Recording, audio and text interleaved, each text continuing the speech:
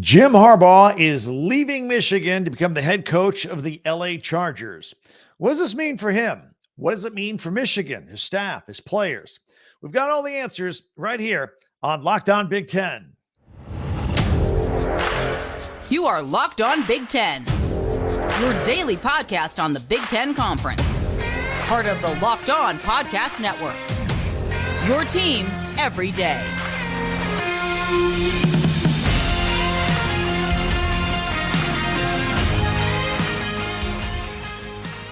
Welcome to Locked On Big Ten. I'm Craig Shaman. Thank you for making us your first listen each and every day. We're free and available wherever you get your podcasts.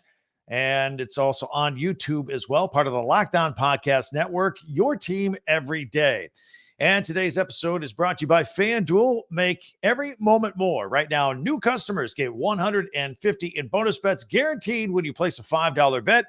Visit FanDuel.com/locked-on to get started. Well, it's a big show here today. Thanks for joining us. Obviously, Jim Harbaugh leads the way. Plus, we have other Big Ten news we'll share with you and our Big Ten classics at the end. You want to see that. But let's get into it. Be sure to subscribe down below and follow Locked On Big Ten for free wherever you get your podcast. That way you get the latest episode of this podcast as soon as it becomes available each and every day. So, a little more than 2 weeks after capping a perfect 15-0 season and winning a national championship, Jim Harbaugh is leaving Michigan to coach the LA Chargers in the National Football League. It was the worst kept secret in all of sports, as both Harbaugh and the Chargers clearly wanted to work together.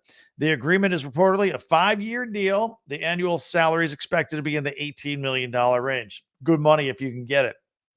Chargers owner Dean Spanos very excited to get Harbaugh. In a statement issued on Wednesday, Spanos mentioned how Harbaugh is a son of a coach, a brother of a coach, a father of a coach, and he was coached by greats like Bo Schembechler and Mike Ditka. He said Harbaugh is football personified. Absolutely, he is. In fact, the Chargers were so excited about the news that the team tweeted out a video of white smoke coming out of a chimney at the Vatican from Rome, saying they found their man. He is Catholic, by the way. After Harbaugh's quarterbacking days were over in the NFL, he began his head coaching career at the University of San Diego in 2006 and had very successful stops at Stanford and Michigan. And, of course, along the way, his only other NFL head coaching stop, he took the 49ers to a Super Bowl, lost by 3 points to his brother, John Harbaugh, and the Ravens at the time. Jim was 44-19-1 in 4 years with the 49ers. Very successful. He was named the NFL Coach of the Year in his first season, didn't get along with the front office, and eventually departed. Now, during his playing career, fans largely remember Harbaugh as the quarterback for the Bears and the Colts. Also had a couple of years with the Chargers back in 1999 and 2000. So a little bit familiar with the team and the team history anyway. So Harbaugh dropped a couple of Harbaugh-type quotes on Wednesday after news got out regarding him taking the job and leaving Michigan and going to the Chargers. He said, again, these are very Harbaugh-type quotes. You could write a book with these. He said, the only job you start at the top is digging a hole. So we know we have to earn our way, be better today than yesterday, be better tomorrow than today. My priorities are faith, family, and football. And we are going to attack each one with an enthusiasm unknown to mankind. That's one of his favorites. Enthusiasm unknown to mankind. Got that from his dad, Jack, back in the day. Look, Harbaugh's overall record at the collegiate level was pretty strong at all of his stops combined. 144 wins and 42 losses. And at Michigan, he closes his career there with 3 straight Big Ten titles and a national championship. At Michigan, he was 86-25. Of course, the program had fallen on some hard times before he got there, and after Lloyd Carr's retirement, when Rich Rodriguez and Brady Hoke were coaching the program without much success. For Michigan fans, look, this might be a sad day, and Harbaugh addressed them in his statement as well. He said, my love for Michigan, playing there, and coming back leaves a lasting impact. I will always be a loyal Wolverine. Well, despite winning it all at Michigan the past season, there are some questions to discuss. So let's get into it a little bit because some things are still open as this news is obviously developing. Despite Harbaugh's stated desire to coach again in the NFL, we knew this day would come someday. I wonder if the NCAA investigations against him chased him away a little prematurely. Maybe, maybe not. Will Michigan still have to pay some sort of price to the NCAA for all this after Harbaugh is gone? And among the players and the assistant coaches, who's staying and who's going? After all, Harbaugh's departure opens the transfer portal now for all the Michigan players for the next 30 days. Now, a couple weeks ago, we just saw this. In fact, Alabama's in the middle of it right now. When Nick Saban announced his retirement, that opened up the transfer portal window for another 30 days for Alabama players. They've been leaving in droves since he announced his retirement. I believe the departure count is up to 27 players if you include incoming recruits and players that were already there in Tuscaloosa that have all bolted. A lot of them said, look, Alabama's great, came to Alabama, but I came here to play for Nick Saban. Will the same thing happen with Michigan football players? Will they have said, hey, I came here to play for Jim Harbaugh in Ann Arbor? It remains to be seen. They were going to lose a lot of players in the NFL draft anyway, so it's hard to say.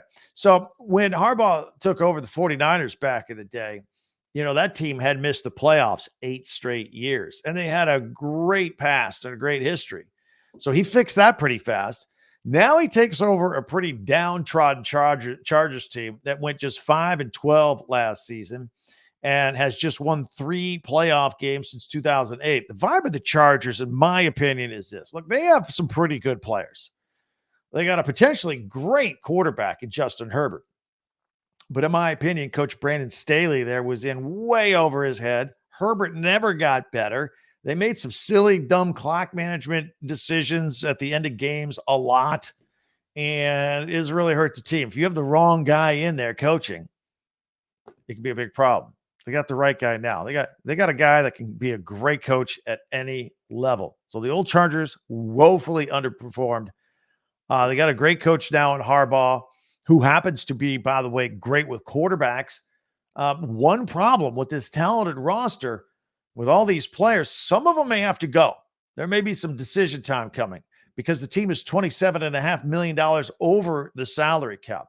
Interestingly enough, they haven't, as of this recording, have not hired a general manager yet. They're kind of doing it backwards, getting the coach first that they wanted, then hire a GM. You know as well as I do, usually it works in the opposite direction. The GM makes the hire. So this will probably be a Harbaugh-friendly GM hire at some point.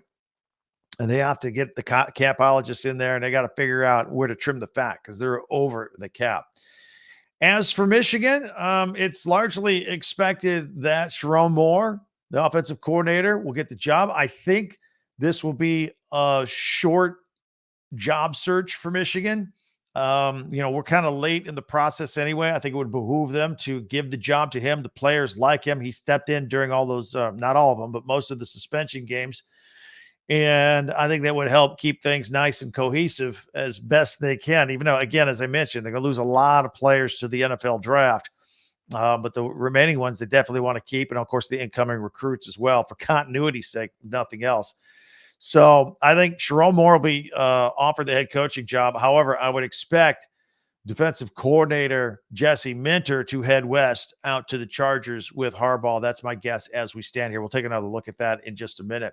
What do you think, Michigan fan? How you feeling today? I mean, this has been – you've seen this light coming at you down the tunnel for a long time. I mean, this was telegraphed. I know a lot of you wished, hey, we got this contract extension, stay here at Michigan, be a Michigan man. But you know this was coming. You knew he wanted to go back to the NFL at some point. You knew he did everything he could possibly do at Michigan. I mean, undefeated in a national championship. Boom. 3 straight Big Ten titles. Boom. Beating Ohio State 3 straight years. It doesn't get any better than that. It really doesn't. So maybe some of you are happy for him going on to the next level. Maybe some of you are very disappointed right now. But as far as Michigan keeping this train rolling, it's going to be hard to say.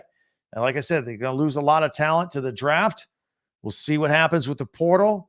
Meanwhile, Ohio State is signing players left and right with big NIL deals, and the new teams coming in from the Pac-12. Going to be a shift of balance of power in the Big Ten. So we'll take a look at what Harbaugh's staff might look like out there with the Chargers, plus some news with Iowa. Are they any closer to naming an offensive coordinator to replace Brian Ferentz? We'll get into all that, look at the hoop schedule as well. It's all coming up in 1 minute right here on Locked On Big Ten. You know, patience and passion and drive, it's what brings home the winning trophy, whether you're the Michigan Wolverines, whether you're trying to get there as the Buckeyes, whether you're the Los Angeles Chargers, right? It's what brings home the winning trophy and what keeps your ride or die alive. eBay Motors has everything you need to maintain your vehicle and level it up to peak performance. From superchargers, roof racks, exhaust kits, LED headlights, and more. Whether you're into speed, power, style, eBay Motors has got you covered. Over 122 million parts for your number one ride or die. You'll always find exactly what you're looking for. And with eBay Guaranteed Fit, your part is guaranteed to fit your ride every time or your money back. Because with eBay Motors, you're burning rubber, not cash. With all the parts you need at the prices you want, it's easy to turn your car into the MVP and bring home that win. Keep your ride or die alive at ebaymotors.com. That's ebaymotors.com. Eligible items only. Exclusions apply. eBay Guaranteed Fit, only available to U.S. customers. I want to thank all of you for checking us out. Appreciate it very much, especially here on Locked On Big Ten. You guys making it your first listen every day, you everydayers who do that. Always appreciate it. It's what makes this thing go. Meanwhile, if you haven't yet and you want to join our Big Ten club, by the way, it's growing leaps and bounds. It's going to continue to grow. We start bringing in those Pac-12 teams. The audience is going to continue to grow. You want to be a part of that. You don't want to miss anything. Go ahead and subscribe down below. And you can also share and follow and like Locked On Big Ten, your team every day. All right. Quick note on Harbaugh and the Chargers and what his staff may look like. We just hinted at maybe Jesse Minter. So the feeling is the offensive coordinator, maybe Greg Roman. Okay. Greg Roman has ties to both Harbaughs, John with the Ravens and Jim with the 49ers and at Stanford. So there's a handful of coaches that have gone back and forth between Jim and John. So it's all one big happy family. So Greg Roman, I think, will be the offensive coordinator of the Chargers. The defensive coordinator, I think it's a slam dunk. Jesse Minter is going to leave Ann Arbor and go join him out in Los Angeles. He's a great defensive coordinator. Really showed his ability to adjust game plans in between games, going from Alabama to Washington in the national championship. Shut down a very explosive Michael Penix Jr. at quarterback and all of his future NFL wide receivers. They were a step off all night long in the national championship because Jesse Minter confused the heck out of all of them. So, I think he's going with them. And special teams coordinator, don't be surprised to see Jay Harbaugh, who was on the Michigan staff, go with him. You know, he received some valuable coaching experience too. Not only was on the staff, but he was promoted to co-interim head coach for, I think, a half. Remember, they were jumbling coaches that first game when Jim Harbaugh was suspended back in September. And first part of that 3-game suspension had a bunch of different guys stepping up, and Coach Hart and Sherrone Moore and the whole deal. But Jay Harbaugh stepped up as well. So all this will come out in the next few days and week, and we'll keep an eye as it pertains to Michigan and their staff and who's staying. Meanwhile, Michigan and Ohio State, they've been dominating the headlines lately with Michigan's coaching situation and Ryan Day signing or retaining every player he could get his hands on with that nil money. Doing a great job out there from what I hear. Ohio State's going to be an interesting team to watch this year, as they always are. Iowa is in the news for something other than rock star basketball player Caitlin Clark.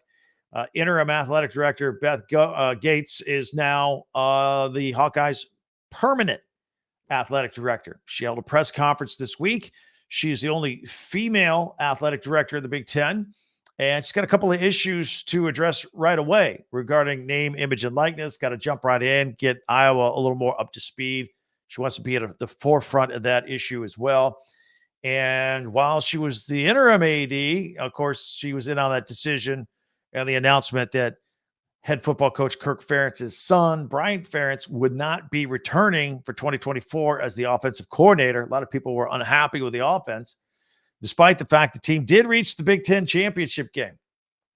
But they really, really struggled on offense. So, look, she says you make short-term and long-term decisions with the best information you have.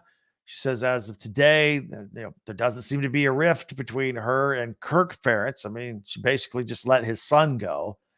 And Kirk Ferentz is always talking about, hey, I learned a long time ago, there's a chain of command. This is just part of it. He's been great about it, at least publicly. But the announcement that there would be a new offensive coordinator at Iowa, I mean, this decision was made 3 months ago. And I'm as curious as anybody. Maybe you Iowa fans out there would have a few suggestions, hitting us up with the comments. I know we have a pretty loyal Iowa Hawkeye fan base here that watches us and listens to us. Former Wisconsin head coach and Texas offensive advisor Paul Chryst reportedly turned a job down just this past week, decided to stay with the Longhorns. So I don't know. It's going to be really interesting to see who they end up hiring for offensive coordinator with that football team. All right. In hoops, the latest AP poll is out. UConn and Purdue still remain number 1, number 2. Illinois at number 10, Wisconsin at number 13. Just again, I talked about this in yesterday's podcast. By the way, you can go back and check it out at our website, talkbig10.com, talkbig10.com. It seems to me that Purdue and Illinois and Wisconsin those three are a step above everybody else, and they're separating themselves from the rest of the Big Ten in men's basketball. Nobody else really jumping in there. I keep telling you, I keep waiting for Nebraska to crack the top 25. I think they will. But, just those three teams in the top 25. They're all in the top 13. Purdue seems to be the best of the rest or best of everybody in the Big Ten right now. But so not too much movement in the polls regarding Big Ten teams. Meanwhile, no men's games Thursday night. We do have a couple of women's basketball games. Number 12, Ohio State is at Illinois, 7 o'clock. That's on Peacock. And Penn State is at Northwestern at 8 o'clock on the Big Ten Network for women's basketball.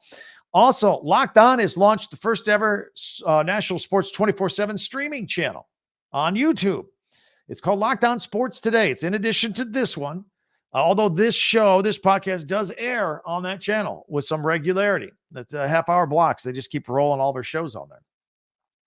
So you can check that out. And local experts of Locked On are on there. The national shows covering every league, every team. Go to Locked On Sports Today on YouTube and subscribe there.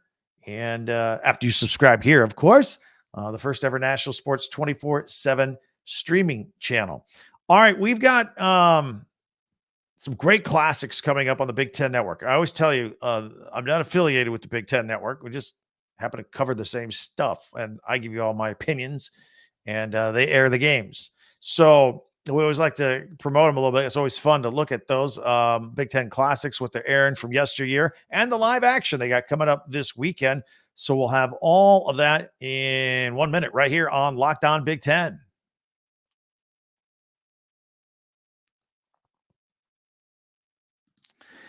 All right, I want to get these going here. Check out the old schedule on the Big Ten Network going into the weekend. In case you're sitting around kind of waiting for NFL Championship Sunday night, late Sunday afternoon, a lot of Big Ten stuff to watch between now and then. So I'm going to put this on the screen if you're watching, listening on audio only. I'll describe what's going on here, put it up full screen, and we will start it off with Friday, January 26th at 2 o'clock Eastern Time. It is Michigan State Basketball Classic, Michigan State and Wisconsin. This is from 2012. I'll refresh your memory a little bit here. This is Draymond Green. Got a double-double with 18 points and 14 rebounds at this game. Keith Appling scored 16th, and the 10th-ranked Spartans beat the 18th-ranked Badgers in overtime in this game, 63-60. So that's at 2 o'clock. If you're at work, maybe you want to record it. But that starts off our Friday, the things we want to point out. Then a lot of wrestling on Friday night. 7 o'clock, Big Ten wrestling. Michigan is at Ohio State. Michigan and Ohio State, it's always big. Doesn't matter if it's football. basketball, softball, wrestling, volleyball. It's huge. Michigan and Ohio State. The rivalry continues. And then at 9 o'clock, Iowa is grappling with Illinois. All right, let's go to Saturday, the 27th. Starting off at noon, we want to point out more Big Ten men's basketball live, Nebraska at Maryland. Here's a couple things here. I've been hyping up Nebraska for a long time. But where they're really good is at home. They're on the road here. And Maryland's pretty tough at home. I'm not doing picks right now. I might do this one. Well, probably will do picks on Friday. We always do that. I think I'm going to do a strong lean toward Maryland. 2 o'clock Eastern time, women's basketball, Nebraska at Iowa. So check out Caitlin Clark. And that's at Iowa. They know how to do things with the big crowds. Hopefully nobody will storm the court and knock Caitlin Clark out, knock the wind out of her, and have her require help to get back to the locker room. That was scary for a minute there this weekend at Ohio State, but she's okay. Good to report that. By the way, it was her birthday this past week. At 6:30, we've got men's basketball, Minnesota at Penn State. Minnesota had that close game with Wisconsin the other day.